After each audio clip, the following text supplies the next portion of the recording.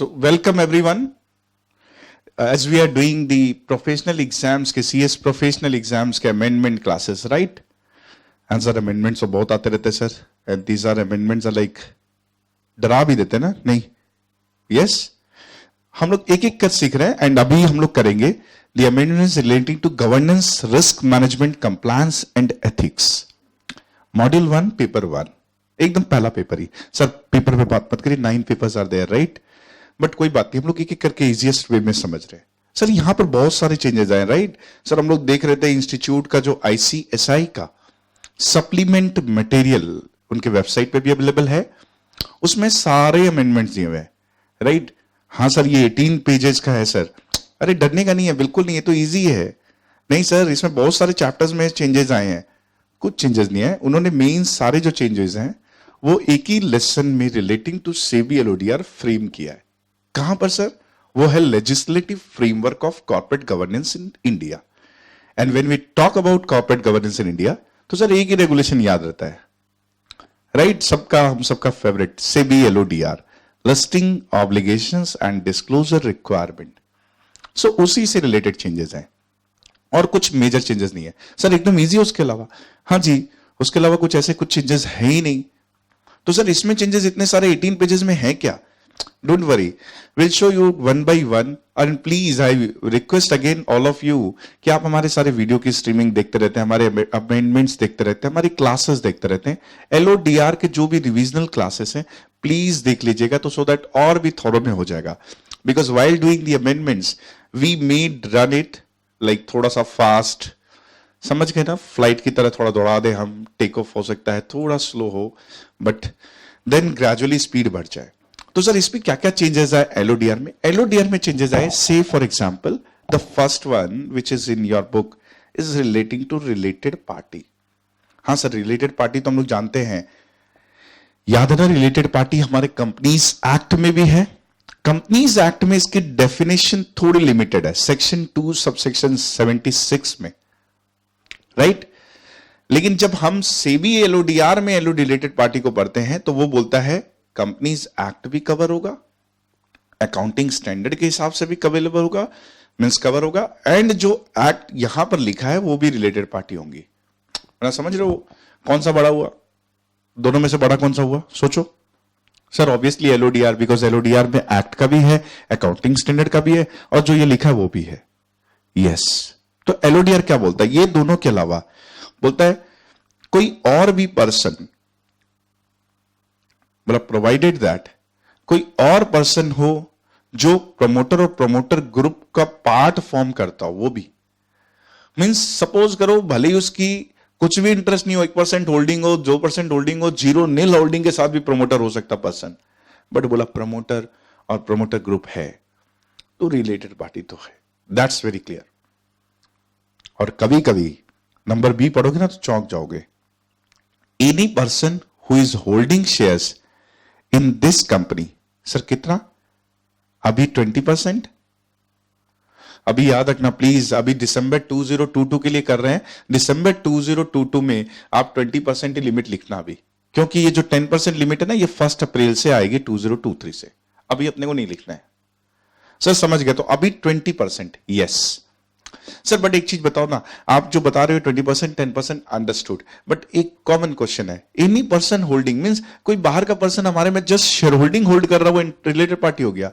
हाँ सेबी बोलता है इतना बड़ा होल्डिंग क्यों अरे सर ये तो डरावना है सर अरे डरावना क्यों है सेबी बोलता है अगर आप रिलेटेड पार्टी आपका क्या इंटरेस्ट है कि आप इतनी बड़ी होल्डिंग होल्ड कर रहे हो तो बोला अगर इतनी बड़ी होल्डिंग है तो आप रिलेटेड पार्टी हो आप हमारे रिश्तेदार हो मैं तो सीधा बोलता हूं रिलेटेड पार्टी रिश्तेदारी ओ सर रिलेटेड पार्टी हो गए हाँ जी आपका इंटरेस्ट तो है ही ना राइट सर समझ गए और सर रिलेटेड पार्टी तो समझ गए डेफिनेशन में चेंज आया अब आप समझ गए कि बाहरी लोग भी आ गए जो हमारे में इन्वेस्ट करते हैं यस जिनका आप में स्टेक है जिनकी आप पर नजर है राइट वो भी आपके हैं जो आपको देखते हैं जिन ये सबसे ज्यादा समझते हो ना आप लोग हाँ और रिलेटेड पार्टी ट्रांजेक्शन क्या होता है सर रिलेटेड पार्टी ट्रांजेक्शन होता है वो ट्रांजेक्शन जो बिटवीन 2 रिलेटेड पार्टीज हो सर ये क्या डेफिनेशन बोली है सर आपने बहुत जबरदस्त definition related party transaction means transaction between 2 related party exam में ऐसे ही तो लिखते अपने अभी बोलते गलत कहां था, अरे थोड़ा अच्छे से लिखो, रिलेटेड पार्टी ट्रांजैक्शन जो रिलेटेड पार्टीज के बीच में हो, जहां पर कोई transfer of resource, service, obligation ये सब हो, एंड यू नो दैट यहां पर regardless of weather a price is charge और नॉट, राइट, मीन्स इवन अगर मैं जीरो अमाउंट पे भी कोई ट्रांजेक्शन कर रहा हूं तो आप लोग तो फट से बोल देते हो ना, सर ये तो ट्रांजेक्शन नहीं हुआ, ये तो जीरो अमाउंट पे किया आपने। नहीं, मैं इसको ट्रांजेक्शन बोलूंगा क्योंकि CBLODR is very clear whether it's a zero amount also. Sir समझ गए, लेकिन सर सुने अभी रिसेंटली हम लोग ऐसा गांव में सुन रहे, हल्ला आया कि रिलेटेड पार्टी का जो transaction between two related party वो भी बहुत बढ़ गया है। हाँ जी, देखो क्या ना, ये रोमन 1 और 2 पढ़ो, बहुत क्लियर है। बोलता है अ लिस्टेड कंपनी और सब्सिडरी एक साइड पर हो और रिलेटेड पार्टी इन दोनों की दूसरे साइड हो। मतलब जैसे एक तरफ ये लिस्टेड कंपनी में जो लिख रहा हूं आपको दिख रही है वो, या फिर इसकी सब्सिडरी हो,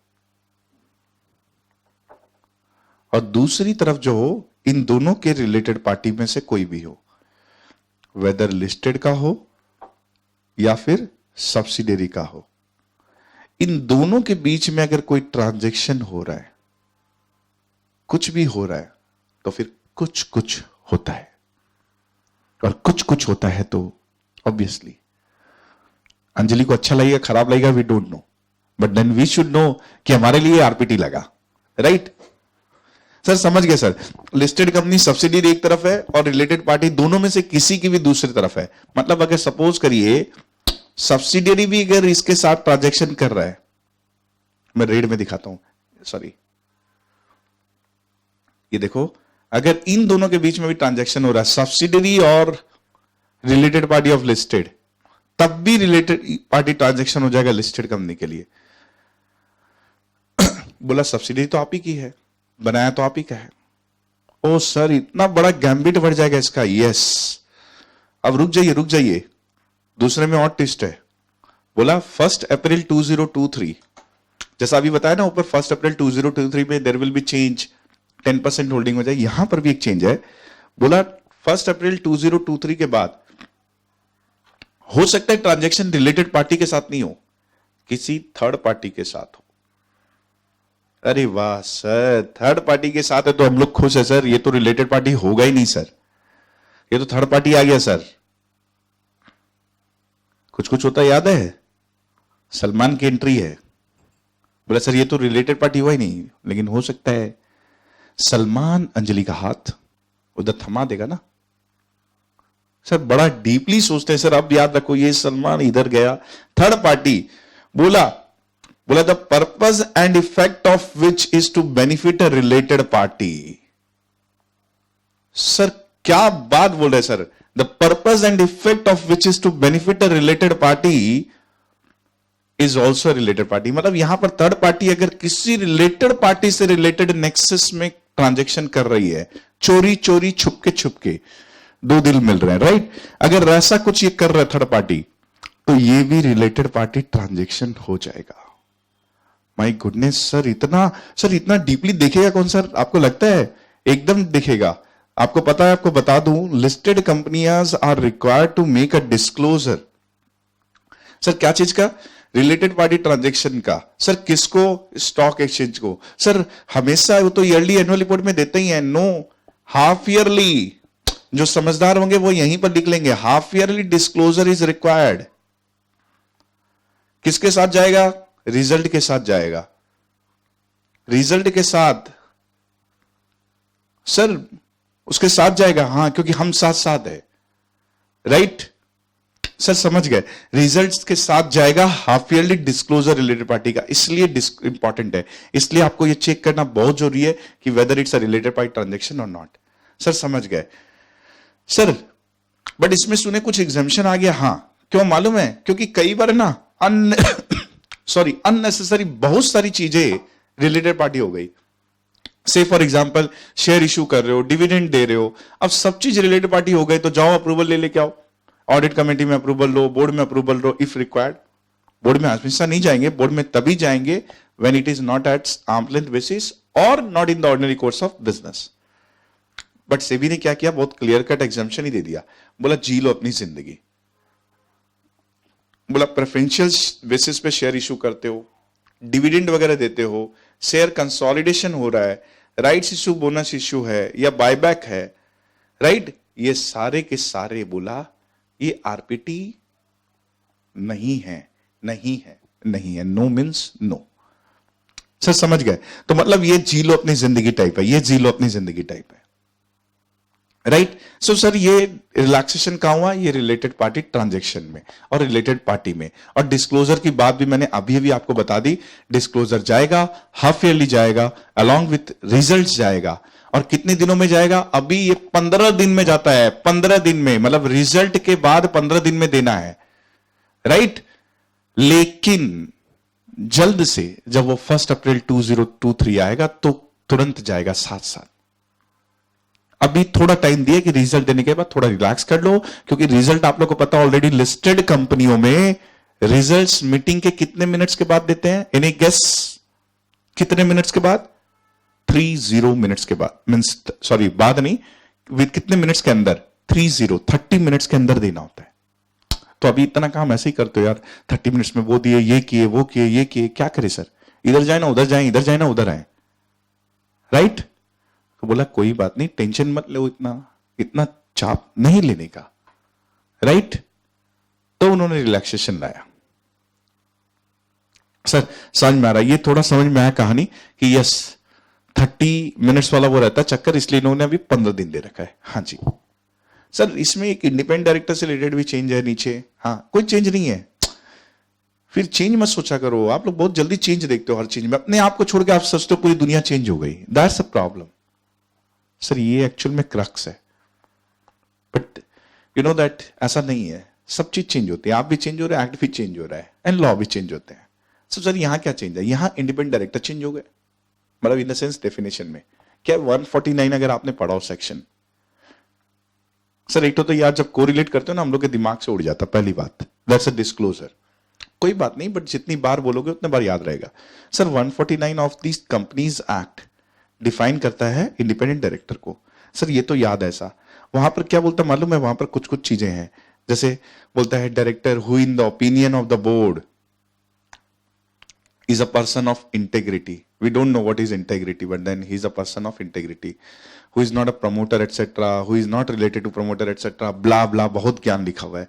फिर रिलेटिव लोगों के लिए भी ज्ञान दिया हुआ है कि रिलेटिव लोग कोई सिक्योरिटी etc होल्ड नहीं करते हो during the last 2 financial year. I am emphasising during the last 2 financial year, last 2 financial year. Sir इतना वर्क क्यों बोले? क्योंकि एक्ट में 2 लिखा है।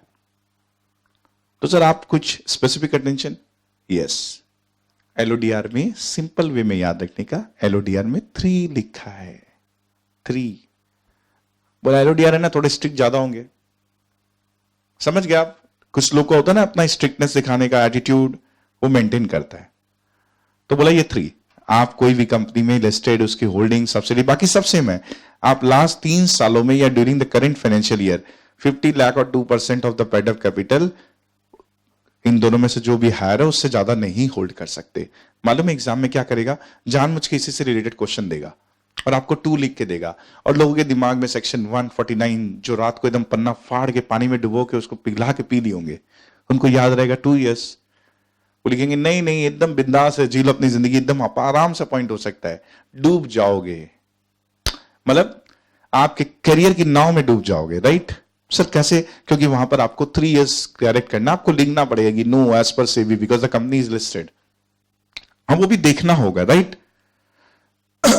सर समझ गए? उसके बाद है रिगार्डिंग द इंडेटेडनेस, अगेन वहां पर भी 3 है, यहां पर गारंटी अगेन यहां पर भी 3 है। सर समझ गए? यहां पर 3 का खेल है, यस। लेकिन ओवरऑल इन सब के देने के बावजूद भी सेबी ने एक स्टॉक खेला है, लास्ट मास्टर स्टॉक। क्या बोला है? Provided that all the pecuniary relationship etc and covering from point A to D, A, B, C, D, सब कुछ लेने के बावजूद भी this should not exceed the 2% of the turnover or 50 lakh। जबकि कंपनीज एक्ट में सिर्फ 2% तक टर्नओवर तक छोड़ दिया है, बट यहां पर इन्होंने 50 लाख भी डाल दिया है। नो डाउट लोअर बोला यहां पर, राइट, इन दोनों का जो भी लोअर निकल के आए, इससे बेनिफिट क्या हुआ मालूम है कि आपकी एक लिमिट हो गई। सपोज करिए आपका टर्नओवर बहुत बड़ा है, तब तो आप बहुत बड़े अमाउंट से जा सकते हो, राइट, बहुत बड़ी होल्डिंग होल्ड कर सकते हो, क्योंकि 2% आप काउंट करोगे, 1000 करोड़ का टर्नओवर है, लेट्स से हाइपोथेटिकली, मैं थोड़ी रियलिस्टिक बात कर रहा हूं, तो 2% हो गया 20, तो बोला सर बहुत बड़ा अमाउंट हो गया, 20 CR का ट्रांजेक्शन तो हम आराम से कर सकते हैं होल्डिंग वगैरह। बोला ना ना ना ना, बोला 50 लाख लिख दिया विचुअलर, आपको और स्ट्रिक्ट कर दिया है, थोड़ा स्ट्रिक्ट बताया तो आपको सर समझ गया। तो change in the definition, yes sir, और भी कुछ चेंज है इसमें?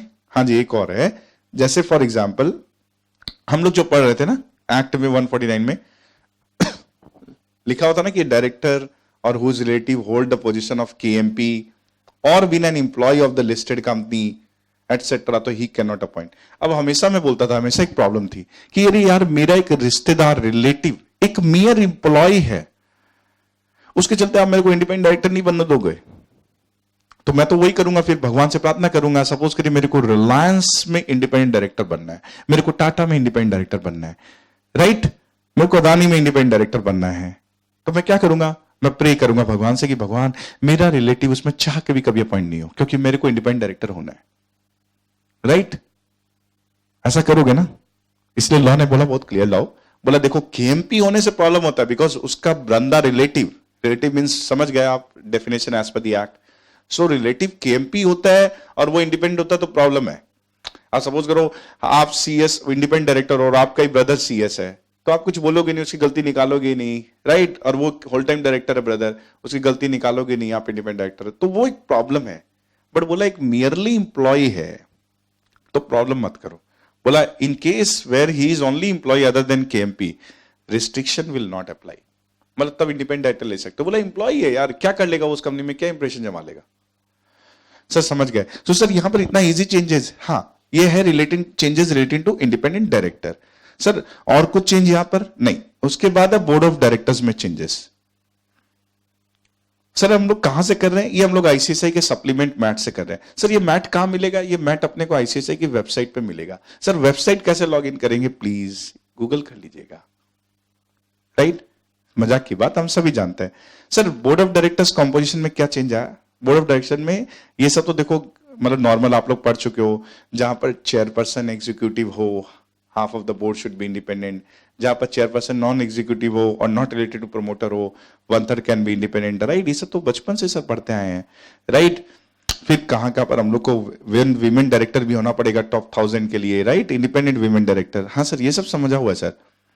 यहां चेंज जो बताता हूं क्या है, एक आपको दिख रहा 17(1)(a) के बाद सीधा 1C है, बीच में कुछ गायब दिखा है सा, 1B गायब है। सर क्यों? लिख लो मार्च 2022 में 1B को हटा दिया गया। क्यों सर, खराब लगा? हाँ बताता हूं क्यों। सेबी ने प्रपोजल लाया बिफोर कोविड कि चेयरपर्सन जो है हमेशा नॉन एग्जीक्यूटिव होगा, non executive chairperson top 500 company के लिए, और वो नॉट रिलेटेड टू MD वगैरह होगा, मतलब नया आदमी आ जाए इंडिपेंडेंट टाइप और वो बोर्ड को रन करे। सब डर गए, बोले ऐसा कैसे पॉसिबल हो सकता है बड़ी बड़ी कंपनियों को रन कराने के लिए? सर हमें समझे नहीं सर, हम लोग को एग्जीक्यूटिव चेयरपर्सन चाहिए सर, आप हमारी सर ऐसे मजबूरियों को कैसे छीन सकते हैं? इसीलिए the board has decided to omit this regulation और वॉलंटरी बना दिया इसको।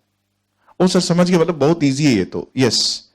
तो अब ये रिक्वायरमेंट नहीं है कि chairperson execute means non executive ही हो। जानवर के एग्जाम में दे देगा, show cause notice was issued to ABC company which is listed on BSE for not appointing chairperson as non executive director, please elaborate in view of your opinion as a company secretary. बस अब तो आपको company secretary बोल दिया, फिर तो अब तक बोलना ही क्या, फिर तो अपने 2 पेज लिख डालने का, राइट, कि नहीं नहीं गलती है, ये तो मानना चाहिए था। गलत हो जाओगे आप, आपको लिखना पड़ेगा कि the company there was earlier 17(1)(b), अगर याद रहे तो, नहीं तो नहीं लिखो, which require the company to have a chairperson as a non executive etcetera, blah blah लिखा, फिर उसके बाद लिखेगा since the regulation has been omitted it has become voluntary, the company is no longer required to appoint mandatorily.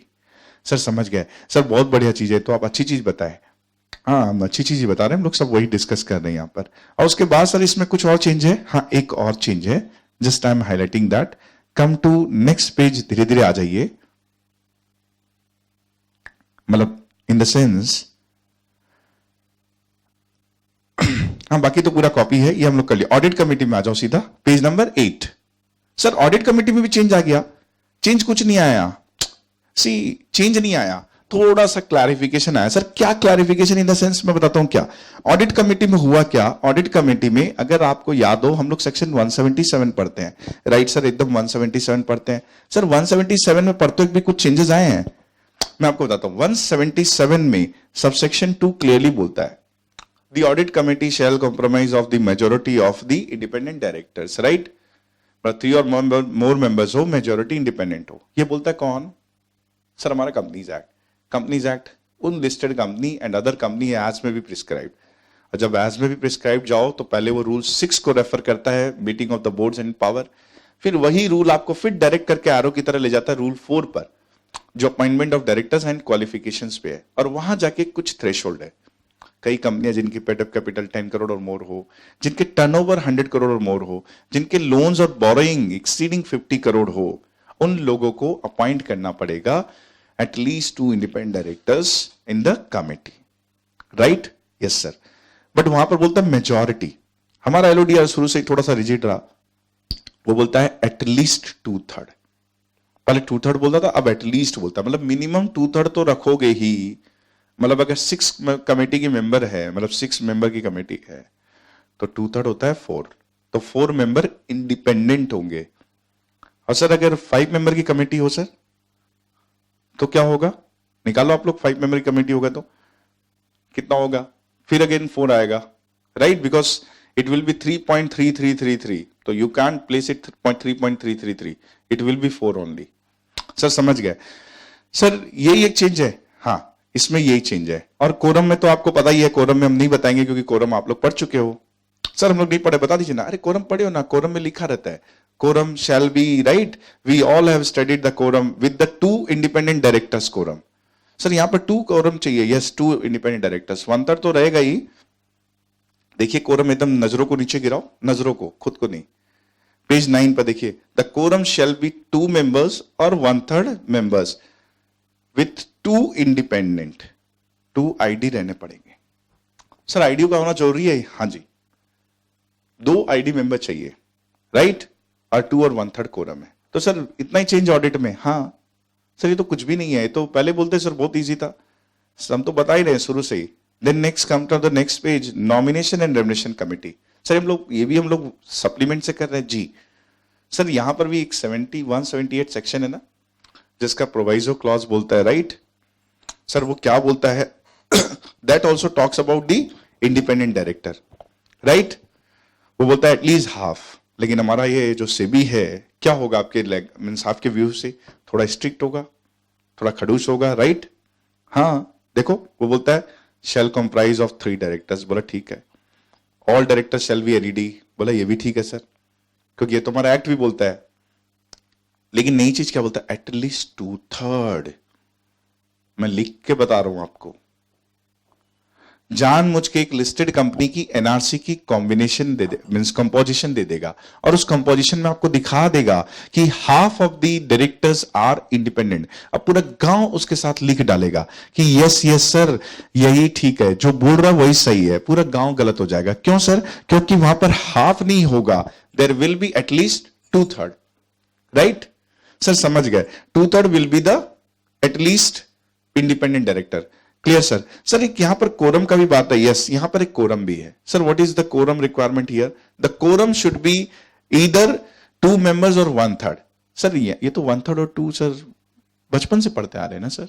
नहीं, यहां पर 1/3 और 2 के अलावा there is another requirement with at least 1 ID. Sir 1 ID चाहिएगा, यस 1 आईडी चाहिएगा ही चाहिएगा। सर समझ गए? तो मतलब यहां पर कोरम की रिक्वायरमेंट भी आ गई। सर लेकिन एक चीज बताओ, अगर कोरम नहीं लिखा है इस कंपनी में, बिकॉज देखो कंपनीज एक्ट कंपनीज हैं, तो वहां पर एनआरसी का कोरम नहीं दिया है। वहां पर कोरम क्या होगा? All the members unless article provides otherwise. Sir article में भी कुछ नहीं लिखा है, तो ऑल द मेंबर्स, राइट? और बोर्ड हैज टू फिक्स। समझ गए सर? बट एलओडीआर हो तो 2 और 1/3 विथ 1 इंडिपेंडेंट डायरेक्टर। सर समझ गए? तो दैट मींस यहां पर एक कोरम डिफाइन हुआ और एक क्या डिफाइन हुआ? Composition at least 2/3। अब रिलेटेड पार्टी ट्रांजेक्शन फिर से आ गया, मैं फिर से नहीं बताऊंगा। सर क्यों नहीं बताएंगे? क्योंकि अभी तो मैंने बताया नहीं। एक चीज बस बताऊंगा इसमें, हम लोग एक चीज जानते होंगे, मटेरियल आरपीटी बोल के एक चीज होती है। अगर कंपनीज एक्ट से कुछ कुछ धुंधला याद आ रहा है? सर क्या चीज धुंधला धुंधला? कंपनीज एक्ट में हम अप्रूवल तभी जाते हैं बोर्ड के पास जब either of the two conditions are not satisfied. Sir कौन सी दो कंडीशन?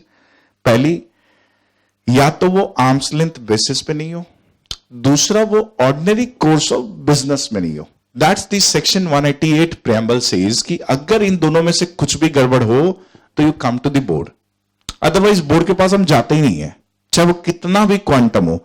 सर एक बार फिर से बोलेंगे, अगर ये दोनों कंडीशन फुलफिल हो रही है, arms length basis and ordinary course of business, तो हम बोर्ड के पास जाते ही नहीं है। सर जाओगे नहीं? एकदम नहीं सर, बिल्कुल भी नहीं, बिल्कुल भी नहीं। तो सर फिर कुछ नहीं, बोर्ड का अप्रूवल नहीं चाहिए, ऑडिट का अप्रूवल चाहिए। सेक्शन 177 में बहुत क्लियरली लिखा हुआ है कि ऑडिट कमिटी शैल अप्रूव ऑल आरपीटी। सर समझ गए? तो मतलब ये कंपनीज एक्ट। लेकिन एलओडीआर बोलता है कि अगर मटेरियल आरपीटी हुआ, एलओडीआर एक नया ही चलता है, वो बोला हमको आर्म्स लेंथ बेसिस से, ऑर्डिनरी कोर्स ऑफ बिजनेस से, ये सब आप घर की बातें बोला घर में कर लो। बोला मेरे को जो मतलब है वो मटेरियल आरपीटी से है। और बोला मटेरियल कब माना जाएगा? जब वो ट्रांजैक्शन इंडिविजुअली या और ट्रांजैक्शन के साथ 1000 करोड़ और 10%। सर लिमिट बढ़ गया क्या? हाँ, 1000 करोड़ और 10%। पहले था सिर्फ 10%, अब उसके साथ लिमिट ले आया 1000 करोड़ और 10% ऑफ टोटल कंसोलिडेटेड टर्नओवर। इन दोनों में से जो लोअर हो। समझ गए? मतलब अगर आपका टर्नओवर बहुत बड़ा है ना, जैसे मैं बताता हूं, सपोज करो मेरा टर्नओवर है 50,000 करोड़ का टर्नओवर, तो मेरा 10% कितना होगा? निकालो 5,000 करोड़। तो आप तो कर लोगे 5,000 करोड़ का ट्रांजैक्शन सबसे, इसीलिए एक लिमिट ले आया कि 1000 करोड़ और 10%। बोला ये लिमिट में से जो लोअर है, यहां याद रखना, जिंदगी में हाई हाई बहुत करते हो आप लोग, हर जगह हायर हायर लिख देते हो, तो ये लोअर, इन दोनों में से जो लोअर होगा, जैसा अभी हम लोग किए ना इंडिपेंडेंट डायरेक्टर, अभी कुछ मिनट पहले इंडिपेंडेंट डायरेक्टर में भी एक जगह वो पिक्यूनियरी रिलेशनशिप वाली लिमिट थी ना 2% और 50 लाख लोअर, वैसे यहां भी लोअर लिमिट।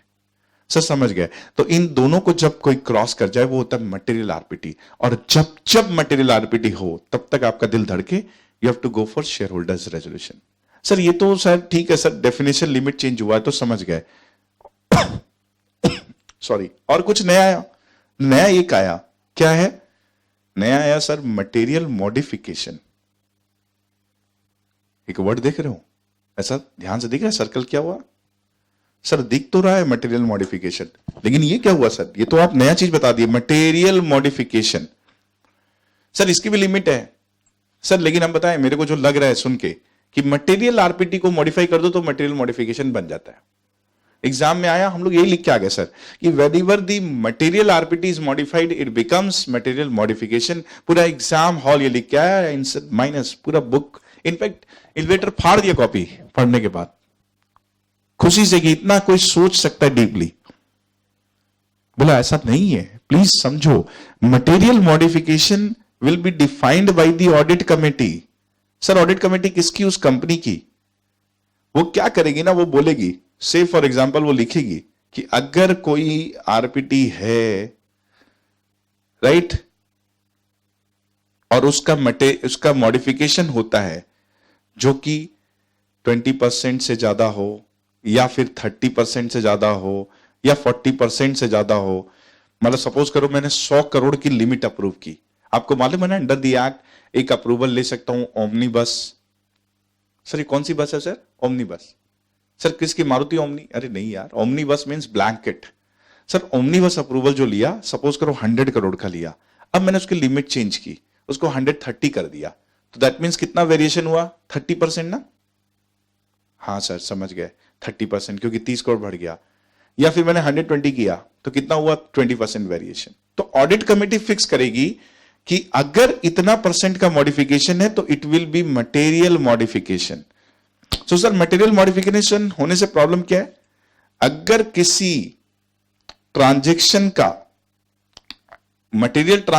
का मटेरियल मॉडिफिकेशन होता है तो आप फिर से जाओगे कहां पर? अप्रूवल के लिए शेयर होल्डर के पास। और सर अगर सिर्फ मटेरियल मॉडिफिकेशन होता है तो आप आओगे ऑडिट कमेटी के पास। सर उसको कंटिन्यू नहीं कर सकते? ना ना ना ना, क्योंकि ये मटेरियल मॉडिफिकेशन हो गया है। ओ सर समझ गए, मटेरियल मॉडिफिकेशन एंड मॉडिफिकेशन की डेफिनेशन में एकदम समझ में आ गया। Yes right. बट अगर, फिर से ध्यान से सुन लीजिए, अगर मटेरियल आरपीटी है और उसका फिर से मटेरियल मॉडिफिकेशन हो रहा है तो इस समय यह मत सोचिए कि हम ऑडिट कमेटी के पास चले जाएं। ना, रुक जाना। नॉर्मल आरपीटी अगर मटेरियल मॉडिफिकेशन हो तो ऑडिट कमेटी के पास जाना, बट अगर मटेरियल आरपीटी था खुद से ही और उसका मटेरियल मॉडिफिकेशन हो रहा है तो शेयर होल्डर के पास जाने का, क्योंकि मटेरियल आरपीटी किसने अप्रूव किया? शेयर होल्डर ने। तो बोला फिर से जाओ शेयर होल्डर के पास। और सर बस इतनी सी बात, बस बस बस इतनी सी। सर इससे ज्यादा तो डरावने सर आप डरा देते सर, इतना जोर जोर से बोलते ना तो डर लगता है सर। कई बार लगता है कि चेंज इतने ज्यादा है ना कि मत पूछो। अरे इससे आपको याद रहेगा ना कम से कम। सर फिर इसी में कुछ और भी चेंजेस है क्या? हाँ, डिस्क्लोजर रिलेटेड। वो देखो आप नेक्स्ट पेज पे देख रहे होंगे, पेज नंबर 13 पे। सर 13 पे देखो एकदम बिगनिंग में लिखा हुआ है, the listed company shall submit to the stock exchange disclosure. क्या? एवरी 6 मंथ में विद इन 15 डेज। अभी मिल रहा 15 डेज, 15 दिन के अंदर बताया था ना। अभी 15 दिन है, लेकिन जब अप्रैल आएगा 2023 तो आपको shall make such disclosure on the same date. मतलब हम साथ है। हाँ सर ये अच्छा किया आप लिख दिए। अब इसको लिखने से हम लोग को याद रहेगा। यस सर और भी कुछ चेंज है? नहीं बताता हूं ना और कुछ चेंज जो है। आइए ऑब्लिगेशन ऑफ डायरेक्टर्स में। ऑब्लिगेशन ऑफ डायरेक्टर में कुछ चेंज नहीं है, एक चेंज है। पेज नंबर 14 पर आइए। आ गए? हाँ सर पेज नंबर 14 पे आ गए। एक नंबर एकदम नीचे गिरो और नजरों से, नहीं आई डोंट मीन से नजरों से, नजरों को नीचे गिराओ। देख रहा था आप लोग कुछ चेक कर रहा था कि नजरों से भी नीचे गिर गया हो गया। ठीक है, with effect from January 2022 top 1000 company should have D O policy. ये जब डीओ पॉलिसी बोलते हैं ना, मालूम है मेरे को जब पढ़ाया गया कि डीओ पॉलिसी, इसको डी एंड ओ भी बोलते हैं और डीओ पॉलिसी बोलते हैं, तो मैं सोचा तो डीओ की पॉलिसी है, मतलब डीओ कैसे यूज करना है, डायरेक्टर लोग कैसे यूज करेंगे आने के पहले, कौन सा डीओ दिया जाएगा। नहीं, is a director and officer insurance which protects their liability. कंपनी में रहते रहते जाने अनजाने में कई बार लोग बोलते हैं ना मेरे से भूल चुक में, I am so sorry for if I unwillingly hurt you, right. ये सब मैसेज लिख के जो सेंटी वाले आप व्हाट्सएप पे भेजते हो लोगों को, राइट, ये सब कुछ होना नहीं है, राइट। ये सब सेंटी मैसेजेस है, रियल में तो आप हर्ट कर ही देते हो। अब वो बात अलग है, उसकी बात अलग कर दो, लोग ज्यादा अपने में खो जाएंगे स्टोरी में। काम की बात कर लो तो डायरेक्टर्स भी होते हैं, ऑफिसर बेचारे दिन अनजाने में कहीं गलती हो ही जाता है भूल से, तो भूल से कोई गलती हुई अगर उस पर कोई लायबिलिटी आती है तो वो फिर इंश्योरेंस कंपनी देती है, बट उसके लिए आपको इंश्योरेंस लेनी होगी D O. And D O insurance top 1000 company के लिए, अभी फिर से बोल टॉप 1000 कंपनी के लिए अब एप्लीकेबल हो गई। तो एग्जाम में आ जाएगा कि this company was placed in the 980 rank and this company was not availing this DO policy, however they have got a notice, you advise, तो बोलिएगा कि yes they should have taken, because अब DO policy की सख्त जरूरत है। Sir बस इतना ही चेंज है यहां पर। हाँ सर एक और चेंज देख रहे हैं हम लोग, स्टेटमेंट ऑफ डिविएशन। हाँ जी बताता हूं, स्टेटमेंट ऑफ डिविएशन क्या है। अगर आप लोग को याद हो सेबी, जिससे हम लोग को डर लगता है ना, सेबी नाम लेते ही हम लोग को लगता है सर इसी में सभी है, सर नॉट सेबी। सीबी जब हम लोग पढ़े थे तो उसमें एक पढ़ा था IPO, FPO, fast track issue, बहुत सारे इश्यूज होते हैं लाइफ में, जितने इश्यूज होते हैं वहां इश्यूज है। तो सर वो जब इशू लेके आता है ना, तो सीबी के एक इशू में एक रिक्वायरमेंट है कि अगर उसकी साइज 100 करोड़ मोर हो तो आप एक रिपोर्ट लोगे, किससे? क्रेडिट रेटिंग एजेंसी से। सर वो क्या करेगी? वो एक रिपोर्ट देगी आपको यूटिलाइजेशन ऑफ प्रोसीड्स की। हाँ सर ये धुल्ला धुल्ला याद आ रहा, आप बताए थे, वो तब तक देगी जब तक आप पूरा का पूरा इंटायर प्रोसीड यूज नहीं कर लो। Absolutely right. कौन देगी? क्रेडिट रेटिंग एजेंसी देगी। सर इसी से रिलेटेड हम लोग को क्यों पता नहीं, धुंधला धुंधला याद आ रहा है कि इसी से रिलेटेड चेंज वहां भी था इन दी और आईसीडीआर वगैरह। एब्सोल्युटली राइट, आईसीडीआर में पढ़ाए भी थे और उसी से रिलेटेड चेंज यहां है। बोला ये जो रिपोर्ट है ना, पहले टाइमलाइन क्लियर नहीं थी कि स्टॉक एक्सचेंज को सबमिट तो करोगे, कब करोगे। अब बोला है एकदम clear, you will submit this to the stock exchange within 45 days from the end of quarter. But you know एक इंटरेस्टिंग फैक्ट बताता हूं आपको, सेबी का ये सर्कुलर है जहां पर उन्होंने लिख रखा है ये report simultaneously as a note of results जाएगी। तो इनडायरेक्टली यू नो क्या होता है, जिस दिन आपका रिजल्ट जाता है ना, आपको मालूम है ना क्वार्टरली रिजल्ट्स का कितना दिन है। हाँ सर, क्वार्टरली रिजल्ट्स 45 दिन में जाने होते हैं, 45 days में जी। लेकिन कोई रिस्ट्रिक्शन तो है नहीं। से फॉर एग्जांपल मैं 40 days में ले आऊं तो मैंने क्या पाप कर दिया, गलती कर दिया आप? नहीं, तो उस दिन फिर 40th डे पे ही आप ना ये वाली रिपोर्ट भी दे दोगे। ओ सर समझ गए, तो दैट मींस विद इन है। हाँ जी विद इन है, मतलब maximum timeline allowed is 45 days। लोग सोचते हैं सिर्फ रिजल्ट्स अलग से दे देंगे, नहीं, you should read it with the SEBI circular. और जब आप ये बात लिखोगे ना तो आपका थोड़ा समझ रहे हो ना, इंप्रेशन ज्यादा बढ़ेगा, लगेगा कि बहुत डीपली पढ़ा है, बहुत डीपली, बहुत गहराई तक जाके आया लड़का। सर समझ गए सर। इसके अलावा सर इसमें कुछ और चेंज है। इसके अलावा इसमें चेंज है कि it will be placed before the audit committee on a quarterly basis. Sir ये तो आईसीडीआर में भी आप बताए थे, यस, इसलिए तो बोला कि आधा सारा चेंजेस वैसे ही है। It is required to be placed every quarterly. Sir ये वाला भी मार्किंग करा देंगे? हाँ जी देखो ना, करा दिया। सर इसके अलावा इसमें कुछ चेंज नहीं। इसके अलावा देखो आप यहां पर एक documents and information to the shareholders है, it is absolutely same except for the change कि पहले क्या था ना, इसी रेगुलेशन में जब आप किसी नए बंदे को डायरेक्टर बना रहे हो या रीअपॉइंट कर रहे हो तो उसका ब्रीफ रिज्यूम तो देते थे, नेचर भी देते एक्सपर्टीज का, डिस्क्लोजर भी देते थे, और उसकी लिस्टेड कंपनी में कहां कहां डायरेक्टरशिप है वो भी देते थे। अब ट्विस्ट है, अब क्या है ना, अब मींस हेंसफोर्थ, अब आप उस डायरेक्टर के उसने लास्ट 3 साल में कहां कहां रिजाइन किया वो भी देते हो। लास्ट 3 years में कहां कहां वो स्टेप डाउन किया, क्यों मालूम है? अगर सपोज कोई डायरेक्टर बहुत फ्रीक्वेंट स्टेप डाउन किया है तो आप एज अ शेयर होल्डर अपना कॉल ले सकोगे कि फेवर में वोट करे कि नहीं करे। अरे ये डायरेक्टर इतना कंपनी क्यों छोड़ा और कहां छोड़ा, कैसी कंपनियों से जुड़ा था रे भाई 3 साल में, राइट? अगर कोई भी 3 साल में अगर वो लिस्टेड कंपनियों से जहां से छूटा है उसकी डिटेल्स देगा, so that it will be an eye watching situation, it can be an alarming situation for you कि आप तुरंत देख सकते हो, राइट? हम लोग इतने सारे स्कैम होते हैं, सुनते हैं कोई डायरेक्टर कहां से स्टेप डाउन कर दिया, कोई कहां से, तो आप अलर्ट हो जाओगे ये तो भाग के आए वहां से। या फिर आप देखोगे यस उस कंपनी में सीरियसली खराब था तो इसने इसलिए किया, तो you can take a call. जैसे फॉर एग्जांपल अगर आप लोग को याद होगा, कोरिलेट करा रहा हूं, अभी एलओडीआर में चेंज आ गया, जब डायरेक्टर रिजाइन करता है तो एक डिटेल्ड रीजन देता है रेजिग्नेशन का, और वो भी आपको स्टॉक एक्सचेंज को सबमिट करना होता है विद इन 7 days, राइट? दिखाना पड़ता है कि डायरेक्टर्स ने जेन्युइन रीजन, और ये जो रीजन बोला यही हमने दिखाया, इसी रीजन पे रिजाइन दिया है। क्यों? To bring transparency, right? Similarly बोला जब अपॉइंट कर रहे हो तो ये लास्ट 3 साल में कहां कहां से भागा है या रेजिग्नेशन दिया है प्लीज दीजिए। तो सर बस इतना ही चेंजेस है जी, बस इतने ही चेंजेस है। तो देखिए हंसते हंसते दिस गवर्नेंस मॉड्यूल 1 पेपर 1 में जो हमने पूरा का पूरा आईसीएसआई के सप्लीमेंट मैट से किया, कुछ नहीं, हमने कुछ कुछ डेफिनेशंस में चेंजेस जाने, लाइक रिलेटेड पार्टी में रिलेटेड पार्टी ट्रांजैक्शन का थ्रेशोल्ड चेंज हुआ, मटेरियल मॉडिफिकेशंस को समझा, रिलेटेड पार्टी के डिस्क्लोजर 15 दिन में करने हैं और सेम डे करना है वो समझा।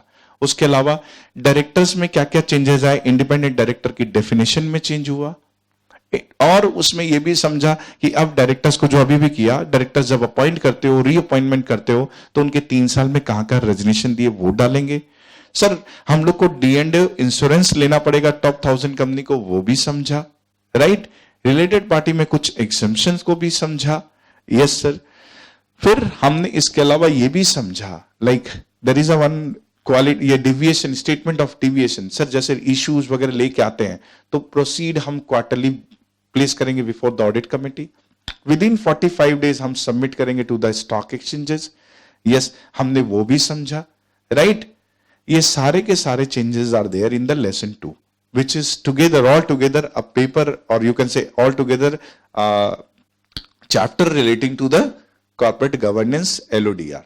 So sir बस इतने changes, हाँ जी, changes इतने, changes are good, but हमारे changes इतने easy हैं सर, बहुत easiest way में हो गया सर, एकदम समझ में आ गया तो very good, right? So these are where the changes, or you can say the amendments, which is there in your supplement mat for the paper 1, module 1, the corporate governance, like risk management, compliance and ethics. Thank you.